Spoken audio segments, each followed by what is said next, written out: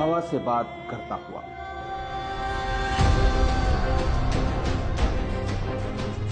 रेत के सीने को चीरता हुआ, बिजली की रफ्तार से कुछ हिंदुस्तानी सपूतों का एक छोटा सा कारनामा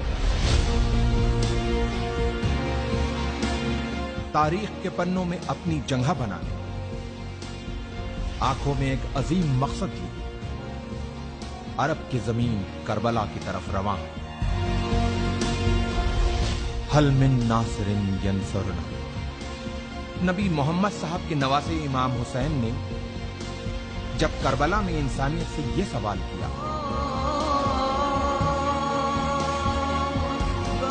है कोई जो मेरी मदद को आए? इतिहास ने देखा कि इंसानियत से किए गए इस सवाल के जवाब में इमाम की मदद के लिए अपने घरों से जो हक परस्त निकले, वो रसूल का कलमा पढ़ने वाले मुसलमानों के साथ साथ कांधे पे जनेऊ डाले, माथे पे तिलक लगाए कुछ हिंदुस्तानी ब्राह्मण भी थे। ये वही वीर सपूत हैं जो मदद की शक्ल में हिंदू और मुसलमानों के बीच प्रेम की एक सुनहरी इबारत लिखने करबला जा रहे हैं।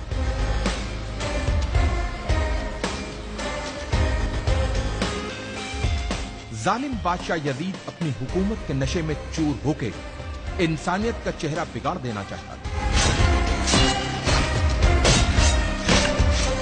लेकिन उसे यह पता था कि जब तक नबी मोहम्मद साहब के नवासे इमाम हुसैन जिंदा हैं, तब तक वो अपनी मर्जी की नहीं कर सकता। उसके इसी डर ने इमाम हुसैन को उनके परिवार के साथ करबला में घेर के उनसे अपनी हुकूमत के सामने सर झुकाने को कहा। जियो और जीने दो की जिंदा मिसाल पेश करते हुए इमाम हुसैन ने यजीद के सामने एक पेशकश रखी कि अगर तुमको मुझसे कोई खतरा हो तो मुझे रास्ता दे दो ताकि मैं हिंदुस्तान चला जाऊं।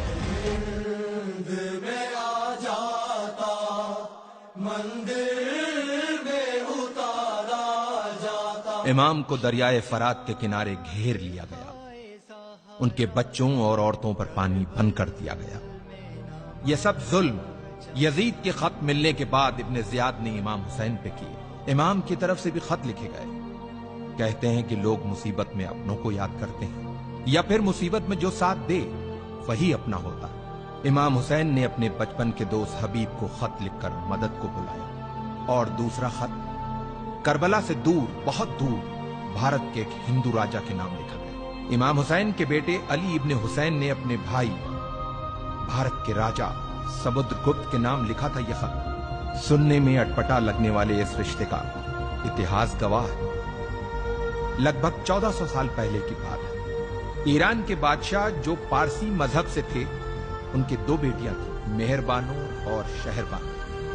मेहरबानों का विवाह भारत के राजा चंद्रगुप्त से हुआ और रानी का नाम मेहरबानों से बदलकर चंद्रलेखा रखा गया। और कुछ वर्षों बाद चंद्रलेखा की छोटी बहन शहरबानो की शादी इमाम हुसैन से हुई। चंद्रलेखा और चंद्रगुप्त के बेटे समुद्रगुप्त उस समय राजा थे जब उन्हें अपने मौसेरे भाई अली इब्ने हुसैन का पत्र मिला।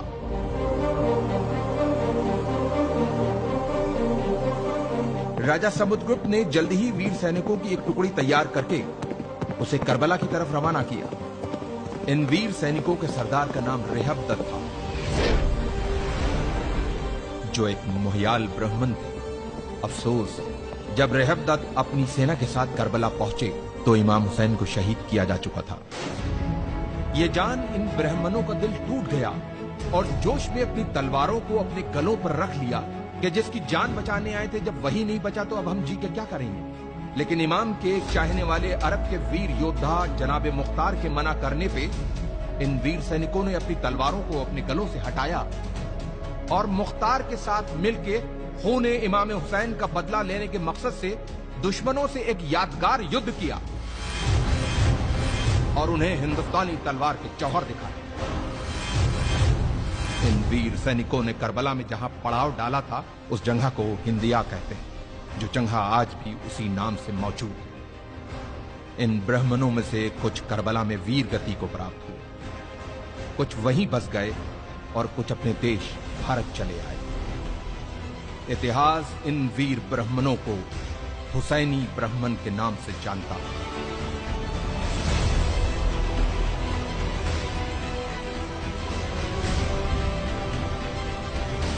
तारीख के पन्नों में दबी हिंदुस्तान और इराक की इस महान कहानी को हमारे लाखों सलाम।